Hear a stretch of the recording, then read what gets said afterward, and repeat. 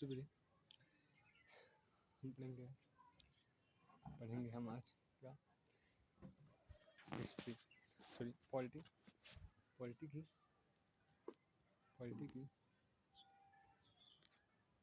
Polity में यहाँ पर पढ़ेंगे पॉलिटी में सबसे पहले यहाँ पर देखेंगे पॉलिटी के सिर्फ रिवीजन के तौर पे इसे रिवीजन के तौर पे 1773 का 1773 का रेगुलेटिंग एक्ट 1773 के रेगुलेटिंग एक्ट के तहत 1773 में कम से कम 6 नियमों को रेगुलेट किया गया था 6 नियमों को रेगुलेट किया गया था जिसमें से यहाँ पर 4 महत्वपूर्ण हैं। नंबर 1 बंगाल के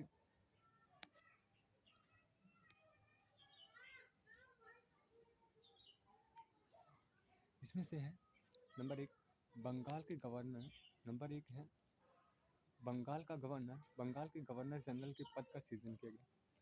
बंगाल का जो गवर्नर था यहाँ पर देखा जो बंगाल का गवर्नर था नया पीडीएफ है ये देखो जो बंगाल का गवर्नर था जो बंगाल का गवर्नर था बंगाल का गवर्नर को अब बंगाल का गवर्नर जनरल कहा जाने लगा बंगाल के गवर्नर को बंगाल का गवर्नर जनरल कहा जाने लगा बंगाल के गवर्नर को बंगाल का गवर्नर जनरल कहा जाने लगा और दूसरे में गवर्नर जनरल की सहायता हेतु 4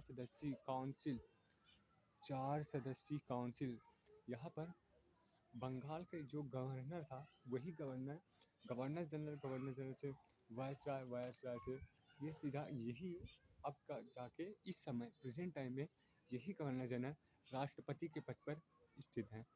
तो पहले में है रेगुलेटिंग एक्ट 1773 के तहत बंगाल के गवर्नर जनरल बंगाल का जो गवर्नर था उसके पद का सृजन किया गया। गवर्नर जनरल हेतु 4 सदस्यीय काउंसिल की स्थापना की गई। बंगाल के जो गवर्नर जनरल था उसके लिए 4 सदस्यों का उसका जो बंगाल को सहायता देगी उसके लिए 4 सदस्यीय काउंसिल का गठन किया गया। नंबर तीसरा कहेगा कि कलकत्ता में सुप्रीम कोर्ट की स्थापना कहा जाए माना गया कि सर्वप्रथम न्यायिक जैसी व्यवस्था 1773 के रेगुलेटिंग एक्ट के तहत ही लागू हो गया था। यह व्यवस्था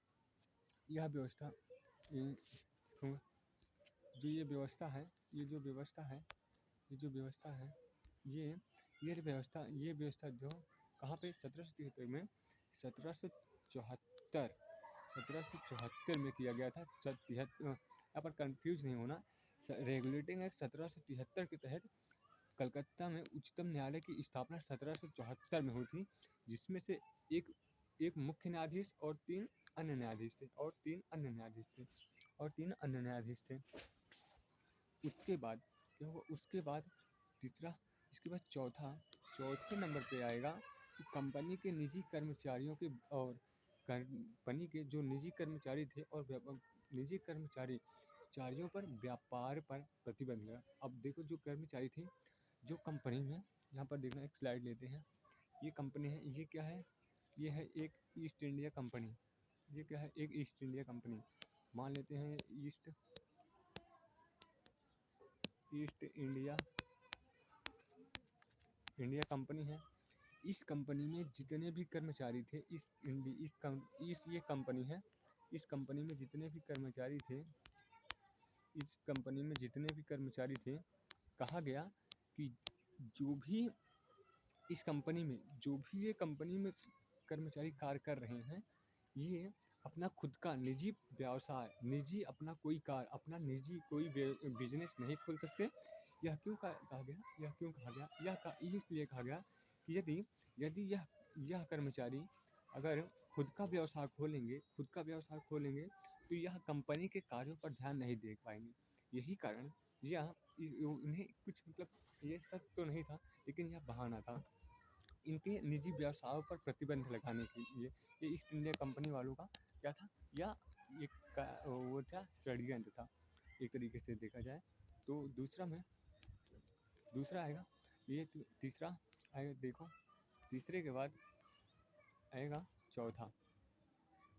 हम चौथे में देखेंगे, चौथा में यह जो रेगुलेटिंग एक्ट है 1784 का पिट्स इंडिया एक्ट है। देखो ये जो पिट्स इंडिया एक्ट आया, इसे क्या कहा गया, जो 1773 के रेगुलेटिंग एक्ट में जो खामियां थी, जो कमियां थी, उन कमियों को पूर्ण करने के लिए रेगुलेटिंग एक्ट 1774 को लाया गया। सॉरी, पिट्स इंडिया एक्ट 1784 को लाया गया। पिट्स इंडिया एक्ट में 1784 के तहत कहा गया, देखा, बोर्ड ऑफ कंट्रोल का गठन कर व्यापारिक शक्तियाँ प्रदान की गई। बोर्ड ऑफ गठन किया गया, बोर्ड ऑफ कंट्रोल का गठन किया गया तथा शक्तियाँ, व्यापारिक शक्ति प्रदान। बोर्ड ऑफ कंट्रोल, जो कंपनी की बोर्ड ऑफ कंट्रोल का गठन किया गया, और कंपनी के जो बोर्ड ऑफ कंट्रोल का गठन किया गया, साथ में ही उनके जो कंपनी की शक्ति थी उसे व्यापारिक शक्ति थी, जो भी कंपनी की व्यापारिक शक्ति थी वो बोर्ड ऑफ कंट्रोल को दे दिया गया, बोर्ड ऑफ कंट्रोल को दे दिया गया। दूसरी बात क्या देखा, दूसरे में है कंपनी के प्रशासनिक एवं व्यापारिक कार्यों का पृथककरण। अब देखो अभी तक क्या था, 1773 के रेगुलेटिंग एक्ट के तहत जो कंपनी थी, इसकी जो कंपनियां थी, ये जो कंपनियां थी, इसका व्यापारिक, इसका जो प्रशासनिक कार्य और व्यापारिक कार्य, ये क्या था, अलग अलग था, सॉरी एक में ही था। लेकिन अब कहा गया कि जो कंपनी की जो प्रशासनिक कार्य हैं, जो कंपनी के प्रशासनिक कार्य और कंपनी के व्यापारिक कार्यों को, दोनों को अलग कर दिया गया, दोनों को अब अलग कर देंगे। तो अब यहाँ पर समझने के योग्य बातें हैं। देखो अभी तक जो कार्य एक ही व्यक्ति करता था, अब यही कार्य को अब ईस्ट इंडिया कंपनी वाले के दो अधिकारी हो जाएंगे, एक प्रशासनिक अधिकारी हो जाएगा और एक व्यापारिक अधिकारी हो जाएगा, दो अधिकारी हो जाएंगे। तो इसी तहत, तो ये तो हुआ तीसरा। यहाँ पर आएंगे हम तीसरे में, पहली बार भारतीय क्षेत्रों में ब्रिटिश क्षेत्र का कहा गया। पहली बार 1784 का पिट्स इंडिया के तहत कहा गया कि पहली बार भारतीय क्षेत्रों को, जो भारतीय क्षेत्र थे, ब्रिटिश क्षेत्र कहा गया। अब भारतीय क्षेत्र ब्रिटिश क्षेत्र कैसे कहा, इसे भी हम समझाएंगे। देखो सबसे पहले जो जो ये ईस्ट इंडिया कंपनी थी, पहले समझना यहाँ पर, ये ईस्ट इंडिया कंपनी थी और ये 1784 का पिट्स इंडिया एक्ट है, 1784 का पिट्स इंडिया एक्ट है। अब यहाँ पर कुछ बातें कैसे समझेंगे, देखेंगे। देखो ये क्या है, ये ईस्ट इंडिया कंपनी है, ये ईस्ट इंडिया कंपनी, ये ईस्ट इंडिया का क्षेत्र है, मतलब यहाँ के ये जो घर हैं, ये घर हैं, हाँ मान लेंगे, ये मान लेते हैं, ये घर हैं, ठीक, ये घर हैं। इन घरों में, इन सभी क्षेत्र के, इन हर घर के जितने भी लोग थे, इस कंपनी में कार्य कर रहे थे, तो इस कंपनी के कार्य, जो भी लोग कर रहे थे इस कंपनी में कार्य, इन लोगों को, इस क्षेत्र को कहा गया। अब ये क्षेत्र ईस्ट इंडिया कंपनी का है, ये ब्रिटिश वासियों का है क्षेत्र है, ब्रिटिश वासियों का क्षेत्र है, इसे ब्रिटिश वासियों का क्षेत्र कहा गया। दूसरा आएगा, तो सॉरी, अब आएगा 1853 का चार्टर एक्ट। 1853 के चार्टर एक्ट के तहत, 1853 के चार्टर एक्ट के तहत बातें क्या थी, देखो चाय और चीन के साथ व्यापार को छोड़कर कंपनी का व्यापारिक एकाधिकार समाप्त। अब देखो चाय और चीन 1813 का चार्टर अधिनियम के तहत, जो कंपनी की चाय और चीन के साथ व्यापार को छोड़कर कंपनी का व्यापारिक एकाधिकार समाप्त कर दिया गया। अभी तक जो चाय और चीन के साथ व्यापार को छोड़कर कंपनी का व्यापारिक एकाधिकार समाप्त कर दिया गया। दूसरे में कहा गया भारत में ईसाई धर्म का प्रचार करने की स्वतंत्रता। अब यहाँ पर क्या किया गया, 1853 में अभी तक कहीं तक भी किसी धर्म को प्रचार या प्रसार करने की आवश्यकता नहीं थी। यहाँ पर किसी और धर्म की प्रचार या प्रचार करने की आवश्यकता जैसी कहीं पर बातें नहीं की गई है। लेकिन इस 1853 का चार्टर एक्ट के तहत तहत इस 1853 के चार्टर एक्ट के तहत भारत में ईसाई धर्म का प्रचार करने की स्वतंत्रता दी गई। भारत में भारत में ब्रिटिश क्षेत्र में विज्ञान एवं साहित्य के विकास के लिए प्रति वर्ष 1 लाख रुपए कंपनी खर्च करेगी। अब देखो यहाँ पर क्या हुआ, यहाँ पर समझना। तीसरी बात देखो, भारत में जो भारत के ब्रिटिश क्षेत्रों में भारत के जो ब्रिटिश क्षेत्र थे उनके विज्ञान एवं साहित्य के विकास के लिए प्रति वर्ष 1 लाख रुपए कंपनी खर्च करेगी। अब ये कैसे कंपनी खर्च कैसे करेगी? सबसे पहले यहाँ पर कंपनी खर्च कैसे करेगी, यहाँ पर देखना। ये जो कंपनियाँ थी, ये कंपनियाँ के पहले सबसे पहले यहाँ पर देखना षड्यंत्र क्या है। भारत के ब्रिटिश क्षेत्रों में जहाँ पर अभी तक हम बताया नहीं था, वहाँ पर देख लो पिछली स्लाइड में देखो, यहाँ पर, हाँ देखो यहाँ पर पिछली स्लाइड देखो, यहाँ पर क्या है। सबसे पहले जो भारत के क्षेत्र थे, ये क्षेत्र इतने होशियार लोग थे। देखो क्या है, ये लोग इतने होशियार थे, ये कंपनी 1 लाख रुपए प्रति वर्ष साहित्य के विज्ञान के लिए 1 लाख रुपए प्रति वर्ष देंगे, लेकिन ये अपने ही क्षेत्र में देंगे। अभी तक जो इनका ब्रिटिश क्षेत्र बनाया गया था 1784 के तहत, ये अपने ही क्षेत्र में देंगे और अन्यथा कहीं नहीं। और ये कहाँ से देंगे? ये क्या कहीं से अलग से अपने ब्रिटेन से लेकर आएंगे? नहीं। ये सबसे पहले ये ब्रिटिशवासी इसी भारत के कमाए हुए पैसे के इन्हें अपने क्षेत्र पर अधिक बल विज्ञान और साहित्य के कार्यों के लिए, विज्ञान और साहित्य के कार्यों के लिए, ठीक। हाँ, और ये क्या, ठीक। और आएगा फिर आते हैं 1833 का चार्टर एक्ट। 1833 के चार्टर एक्ट के तहत सबसे पहले क्या किया गया, देखो, कंपनी का व्यापारिक एकाधिकार पूर्णतः समाप्त। जो कंपनियों का व्यापारिक एकाधिकार था वो पूर्णतः समाप्त कर दिया गया, ठीक। दूसरी बात, बंगाल के गवर्नर को गवर्नर जनरल को भारत का गवर्नर जनरल कहा गया। अभी तक केवल एक ही क्षेत्र का अभी तक जो था अभी एक ही क्षेत्र का गवर्नर जनरल था, अब उसे संपूर्ण भारत का गवर्नर जनरल कहा गया 1853 के चार्टर एक्ट के तहत। 1853 के चार्टर एक्ट के तहत संपूर्ण भारत का गवर्नर, अब बंगाल का गवर्नर जनरल अब भारत का गवर्नर जनरल कहा जाने लगा। दूसरी बात, कानून बनाने की शक्ति गवर्नर जनरल को। यहाँ पर देख लो, यहाँ पर जैसे इस समय हमारे भारत में कानून कौन बनाता है? देखो, संसद क्या है, ये हमारा है क्या, ये हमारा है कोई संसद भवन। जब हमारे संसद भवन से कोई भी बिल पास होता है तो क्या होता है, कोई भी पास होता है तो क्या करते हैं, वह पास कब तक नहीं होता, जब तक राष्ट्रपति उस पर साइन करेगा। जब तक उस बिल पर राष्ट्रपति साइन नहीं करेगा तब तक कोई भी बिल पास नहीं होता।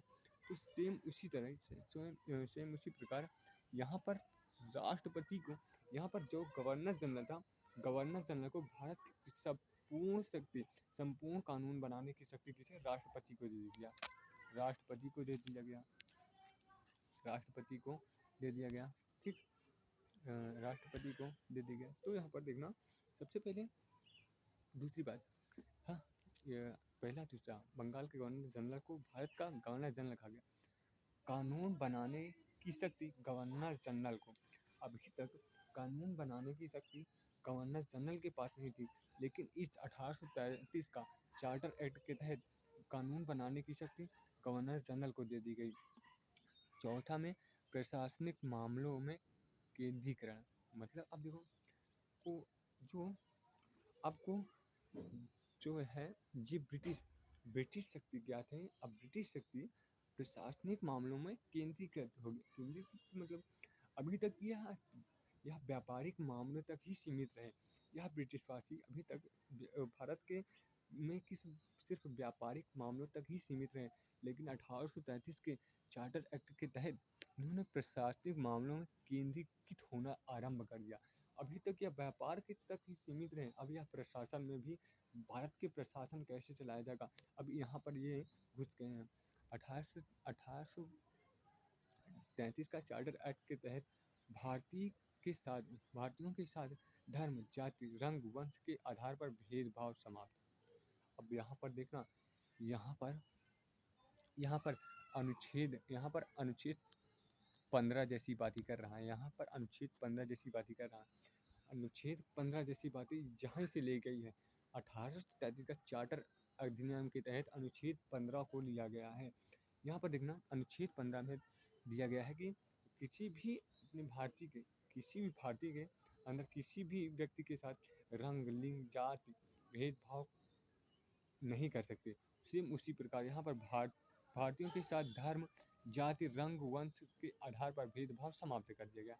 ठीक, हाँ आएगा तो अब आएंगे सीधे से 1858 का भारत शासन अधिनियम। इसे भारत शासन अधिनियम के तहत कहा गया। 1858 का भारत शासन अधिनियम क्यों कहा गया? सबसे पहले देखो, गवर्नर जनरल का पदनाम अब वायसराय कहा गया। अब जो गवर्नर जनरल था, यहाँ पर देखना पहले देखो, सबसे पहले गवर्नर था।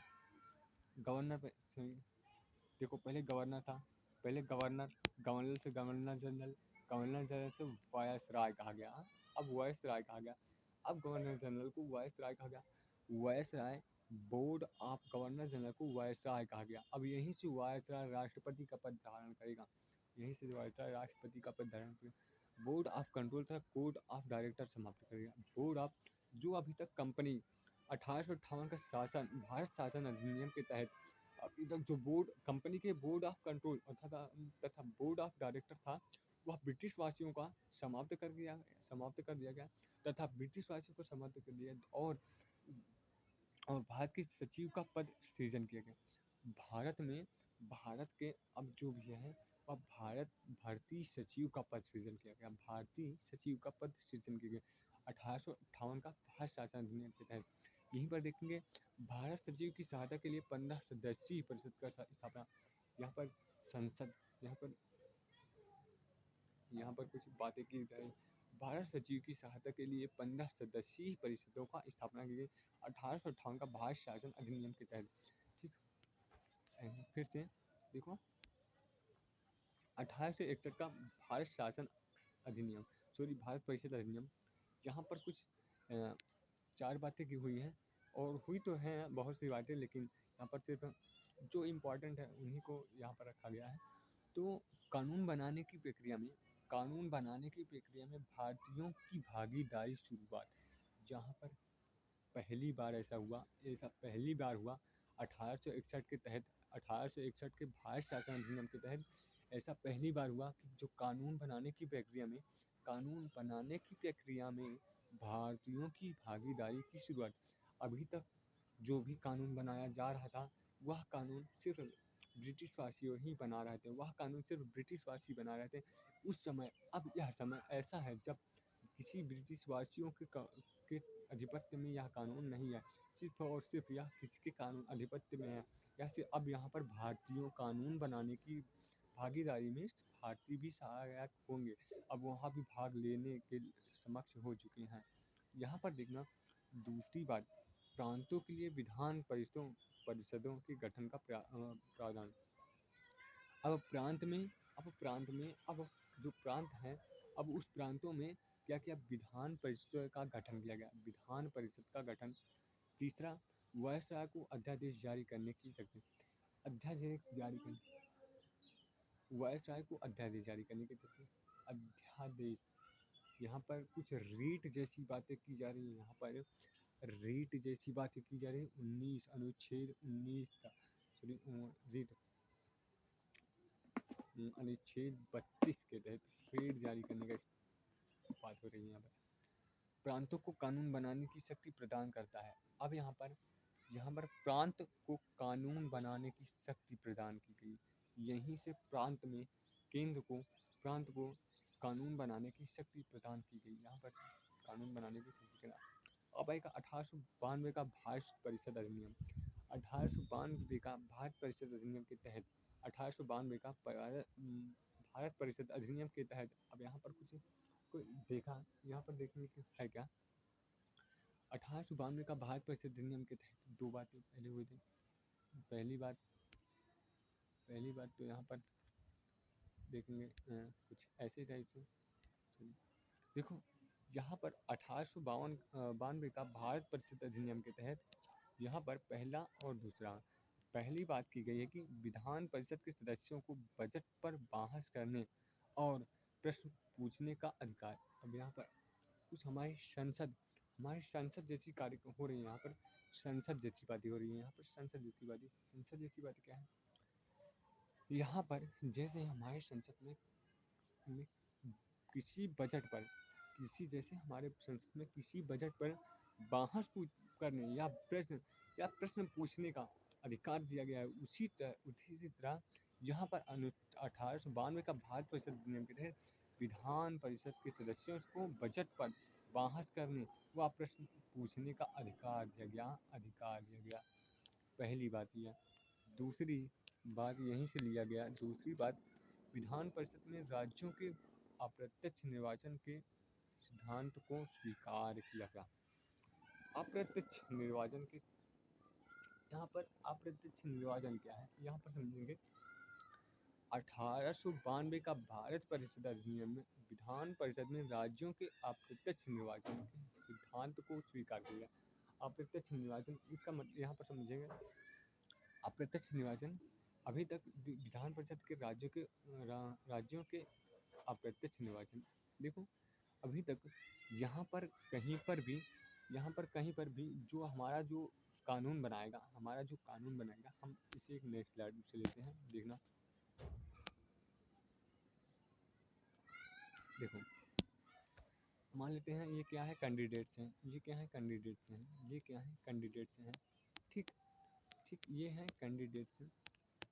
कैंडिडेट्स और ये हैं लोग, ना, ये लोग हैं। यहाँ पर अभी तक कहीं से कहीं तक भी क्या हुआ कि यहाँ पर अभी तक कहीं पर भी कानून बनाने के लिए या किसी भी कार्य के लिए यहाँ पर चुनाव या मतदान करने का अधिकार नहीं था। पहली बात तो ये था। लेकिन इसमें 1892 के तहत 1892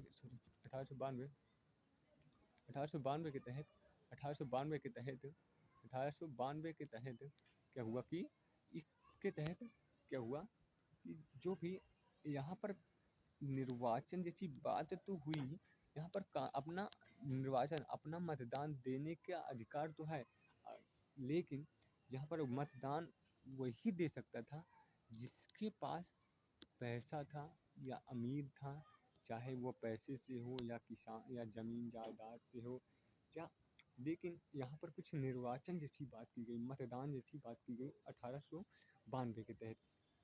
1892 के तहत यहाँ पर देखना, यह वही लोग हैं जो इन सबको मतदान वही दे सकते थे जो अमीर थे, ठीक, जो पैसे वाले थे, जो ज्ञानी थे, उनके पर वही दे, और कभी और मतलब कि और क्या है दूसरी बात, ठीक, आएंगे फिर हम। 1909 का भारत परिषद अधिनियम मार्ले मिंटो सुधार के नाम से जाना जाता है। 1909 का भारत परिषद अधिनियम मार्ले मिंटो सुधार के नाम से जाना जाता है।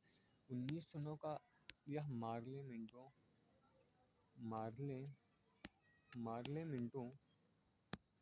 के नाम से जाना जाता है, सुधार के नाम से जाना जाता है। सबसे पहले तो यहाँ पर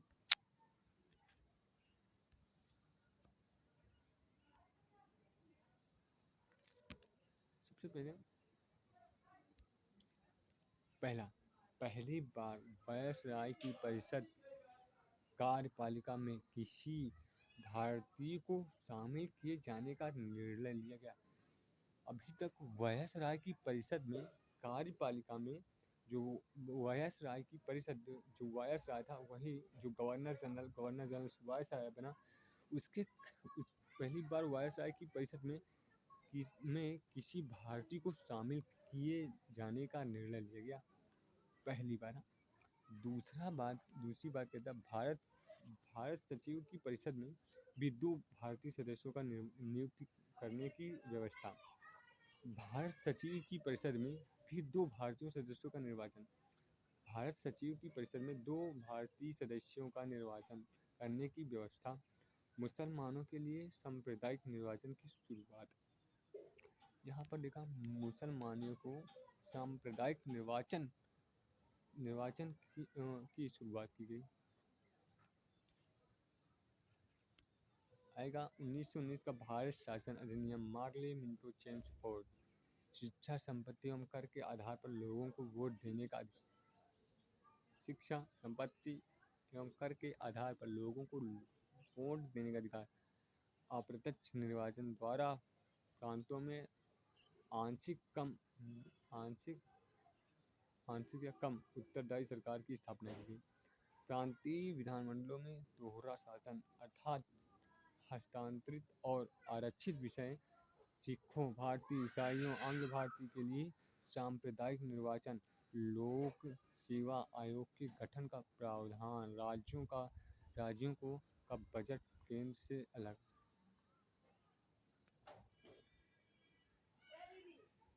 शिक्षा, संपत्ति कर के आधार पर लोगों को वोट देने का आधार। वहीं से पिछला जो बता दें, प्रत्यक्ष निर्वाचन द्वारा प्रांतों में अधिक उत्तरदायी सरकार की स्थापना की गई।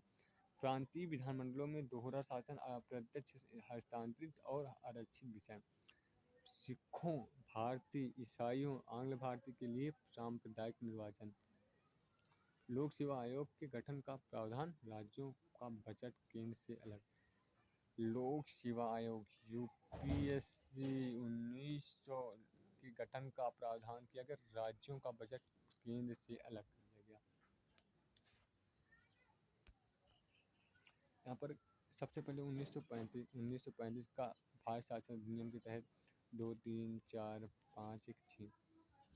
सबसे पहले अखिल भारतीय संघ की स्थापना का प्रावधान। अखिल भारतीय संघ की स्थापना का प्रावधान यूपीएससी। लिखित रूप से केंद्रीय और राज्यों के बीच शक्तियों का विभाजन। लिखित रूप से केंद्रीय और राज्यों का विभाजन। प्रांतों में द्वैध शासन की समाप्ति। प्रांत में उत्तरदायी सरकार की स्थापना। प्रांतों में द्विसदनीय विधायिका आरबीआई की स्थापना।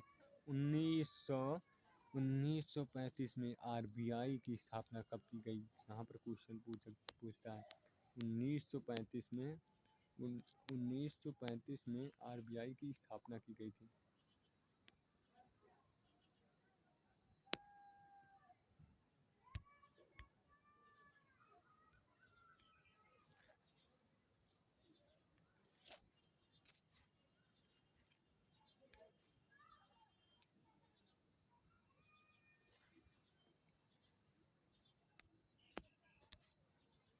भारत शासन अधिनियम 1947।